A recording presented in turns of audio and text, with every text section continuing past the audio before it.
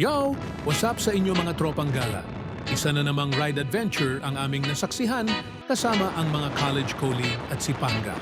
Nagtungo muna kami sa Bagsit River dito sa Palawig, Zambales na kung saan makikita at makakapag-swimming ka sa napakalinaw na tubig mula sa bundok.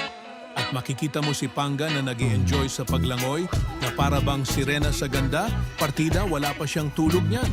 Super sulit talaga dito at pagtapos dito nagtungo na kami sa Patar Beach ng Bolinao, Pangasinan. Sayang lang at hindi kami umabot sa sunset, kaya gumising kami ng maaga para mag-picture-picture ni Panga at kumuha ng mga videos. Super solid din ang beach dito na super pino ang buhangin na parang Boracay feels lang. At sumunod naming pinuntahan, ang pinaka-main tourist spot dito ang Bolinao Falls. Magbabayad kayo dito ng environment fee at entrance fee na mura lang. Pero bagoon magmomotor kami doon ng isang oras na walang suot na helmet at nagpatwasted kami sa araw para aesthetic ang aming mga skin, napakagaling talaga namin.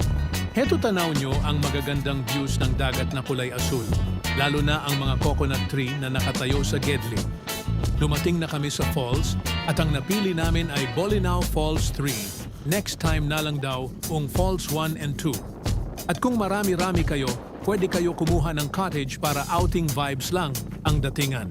Hindi nyo feel ang pagod pababa sa trail na kung sasabayan yung kumain ng ice scramble na mabibili sa entrance ng falls.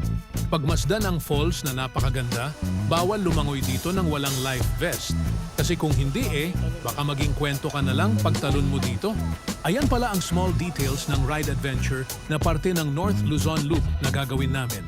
At bibigyan ko ito ng 4 na kapat na overall rating dahil trip ko. Thank you sa panunood ng video ko at abangan ang susunod naming paggala. Paalam!